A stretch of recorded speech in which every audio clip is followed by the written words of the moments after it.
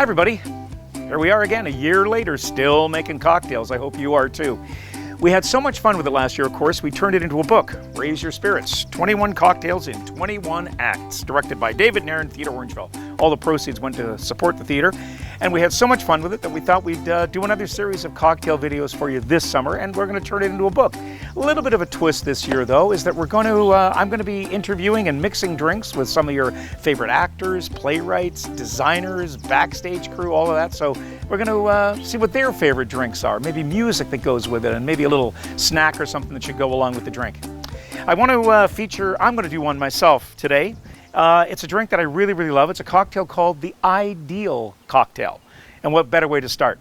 In the 1930s, in Havana, Cuba, Ernest Hemingway staggered into a bar, purportedly to use the washroom, but I don't really know if that's true. The bar was called El Flor Edita, right in Havana.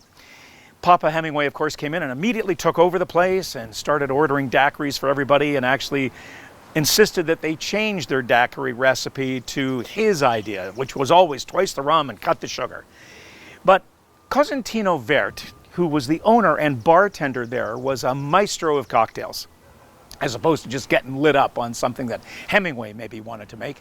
His home cocktail, the one that Hemingway could never mess with, was the Ideal Cocktail, and that's the one I want to look at today. It's really, really a lot of fun. Interestingly enough, Cosentino was teetotal. He never drank. He never even tasted his own drinks. That's how kind of serious he was about it. But let's get on with it. It's a really cool drink, and it's one that I know you're going to love. First of all, you want to throw a whole bunch of ice into a cocktail shaker. That's the way we always start. There is a fantastic distillery down in Elora. You want to check it out. It's called the Elora Distilling Company, and they make this incredible. They make a couple different kinds of gins, but they make this one, Juniperus Maximus, which is really kind of fun. It's got, I don't know, Caesar or somebody on the label of it, if you can see that. But it's really great. It's a local product, and it's fantastic.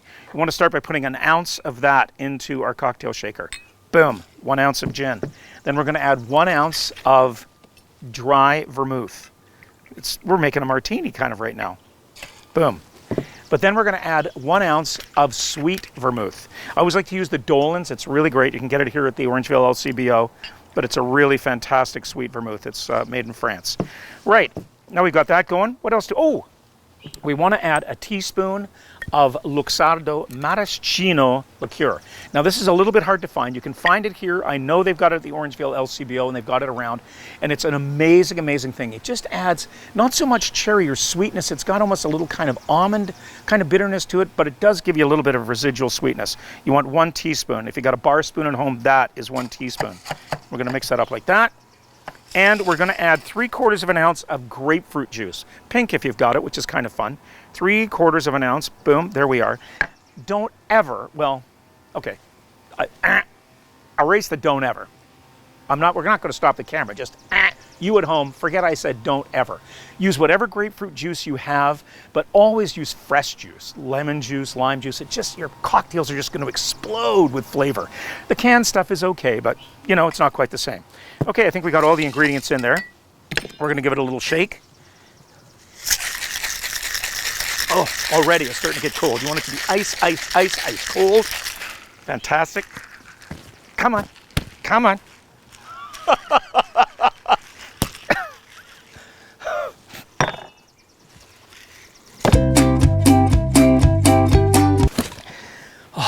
It's a really good drink, and it is worth the effort. We're going to take a Hawthorne strainer. That's what this guy is, the curly Q thing you've got that came with your cocktail set that you don't have a clue what it is. That's what it's called. It's called a Hawthorne strainer. Bung it in there. Take a glass. You can use a glass like this, that kind of traditional martini shaped thing. I'm not a fan of these glasses. You wind up spilling more than you drink. I'm really digging these days. This is called a Nick and Nora. It's named after Nick and Nora Charles, those two fantastic super sleuths from the Thin Man series from way back in the 30s. And this cocktail started in the 30s, so that's what we want to do. Wow. Look at that. There it is. It's beautiful. Oh, It smells delicious.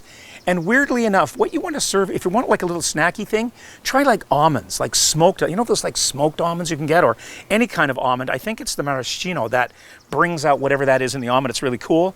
Of course, it's from Cuba. It's a beautiful drink. Maybe put on some Hilario Duran, you know, Cuban-born pianist living in Toronto, the greatest pianist in the world, next to Nicholas Mustafa, of course.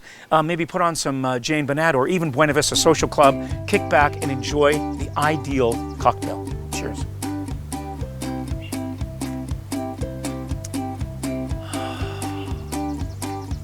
Wow.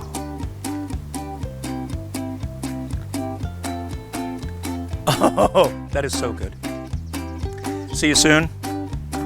Always stay positive, but keep yourself negative. Stay healthy, stay happy, stay safe. And we're going to come back to you every week with another cocktail. Again, we're going to be bringing some of your most favorite actors and designers and all kinds of stuff. It's going to be great. Cheers. See you soon.